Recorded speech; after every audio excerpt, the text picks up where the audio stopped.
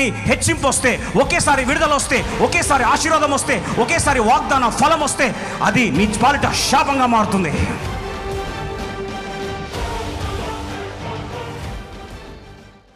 నీవు అభివృద్ధి పొంది ఆ దేశమును స్వాధీనపరచుకుని వరకు క్రమముగా వారిని ఎదుట నుండి వెళ్ళగొట్టేదను. ఎలా వెళ్ళగొడతాడట? Little by little, step by step.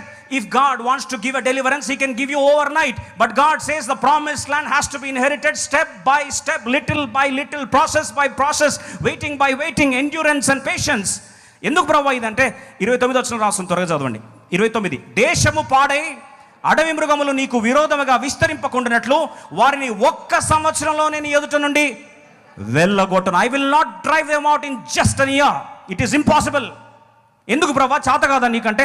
రాత్రికి ఐగుప్తు నుంచి విడుదల కలిగించిన దేవుడు, రాత్రికి ఎర్ర సముద్రం పాయలుగా చీల్చగలిగిన దేవుడు, రాత్రికి పూరేలను కురిపించగలిగిన దేవుడు, ఎడారిలో సెలవులు ప్రవహింపజేసిన దేవుడు, వాగ్దాన దేశానికి వస్తే, నెరవేర్పు దగ్గరకు వస్తే రాత్రికి చెయ్యను, సంవత్సరంలో కూడా చెయ్యను, నిదానంగా క్రమక్రమంగా చేస్తాను. కారణం ఏంటి? వై? Little by little. ప్రభు అంటాడు, హెచ్చింపు వస్తే, ఒకేసారి విడుదల వస్తే, ఒకేసారి ఆశీర్వాదం వస్తే, ఒకేసారి వాగ్దాన ఫలం వస్తే అది నీ పాలిట శాపంగా మారుతుంది.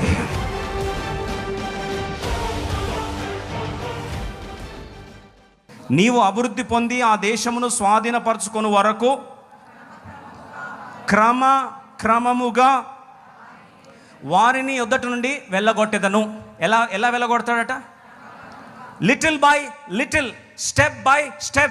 If God wants to give a deliverance, he can give you overnight, but God says the promised land has to be inherited step by step, little by little, process by process, waiting by waiting, endurance and patience. ఎందుకు ప్రభు ఇదంటే 29 వచనం రాస్తుంది, త్వరగా చదవండి. 29, దేశము పాడై అడవి మృగములు నీకు విరోధముగా విస్తరింపకుండానట్లు వారిని ఒక్క సంవత్సరంలోనే నీ ఎదుట నుండి వెళ్ళగొట్టను. I will not drive them out in just a year. It is impossible. ఎందుకు ప్రభా? చేత కాదా నీకంటే?